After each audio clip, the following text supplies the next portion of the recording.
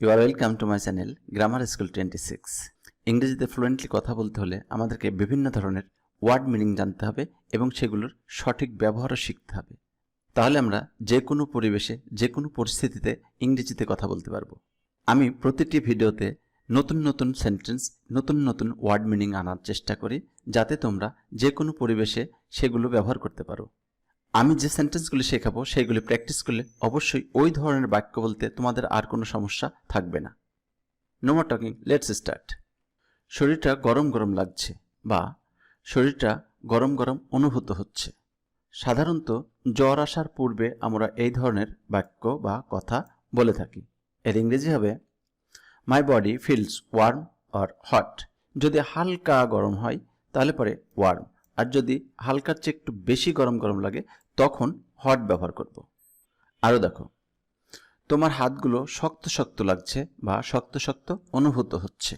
কারো হাত তুমি তোমার হাতে নিয়েছো, যদি সেই হাতগুলি শক্ত শক্ত লাগে তখন আমরা বলি তোমার হাতগুলো শক্ত শক্ত লাগছে। ইংরেজি হবে ইউর হ্যান্ডস ফিল হার্ড। আবার যদি হাতগুলো নরম নরম লাগে তখন আমরা বলি তোমার হাতগুলো নরম, বেশ নরম নরম লাগছে। তখন ইংরেজি হবে ইউর হ্যান্ডস ফিল সফট। হার্ডের জায়গায় সফট। এই দুইটা বাক্যই আছে প্রেজেন্ট ইনডিফিনিট টেন্সে। এবার আমরা এই ধরনের বাক্যের পাস্ট টেন্স কেমন হবে সেটা শিখব। কম্বলটি গরম অনুভূত হয়েছিল বা গরম লেগেছিল। এখানে দেখো অনুভূত হচ্ছে আর এখানে অনুভূত হয়েছিল। এখানে লাগছে, এখানে লেগেছিল, অতএব এটা পাস্ট টেন্স। এর ইংরেজি হবে the blanket felt warm. The blanket felt warm. এই ধরনের বাক্যের গঠন হলো সাবজেক্ট প্লাস ফিল বা ফিলস। প্রেজেন্ট ইনডিফিনিটের সাবজেক্ট যদি থার্ড পারসন সিঙ্গুলার হয় তখন আমরা ফিলস ব্যবহার করব, তাছাড়া ফিল ব্যবহার করব।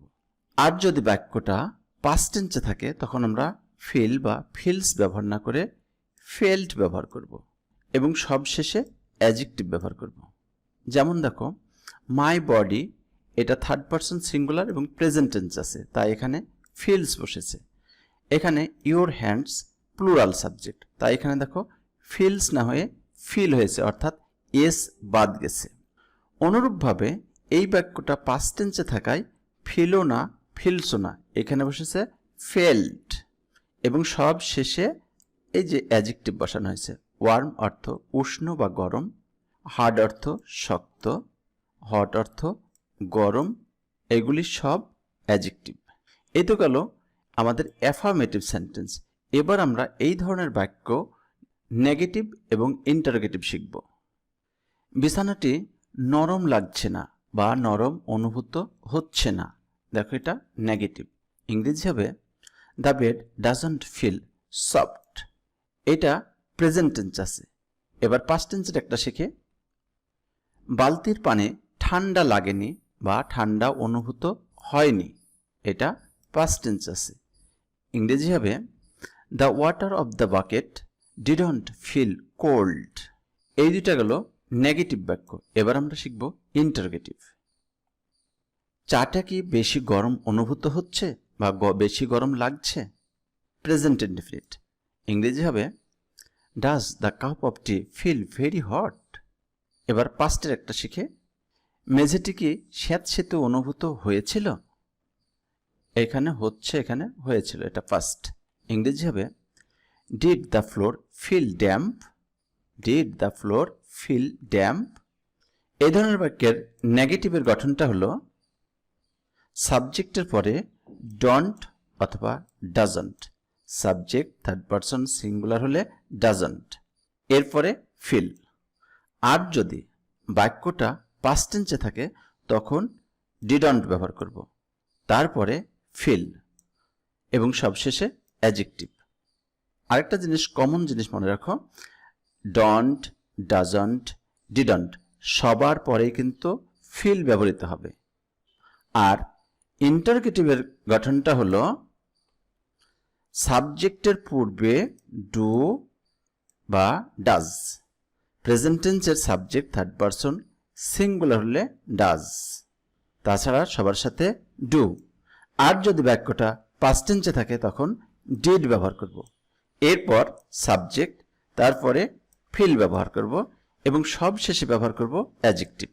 যেমন এখানে দেখো এই বাক্যটা ডাজন্ট হয়েছে, কারণ এখানে সাবজেক্ট থার্ড পারসন সিঙ্গুলার। এই বাক্যটাতে ডিডন্ট ব্যবহার করা হয়েছে, কারণ এটা পাস্ট টেন্সে আছে।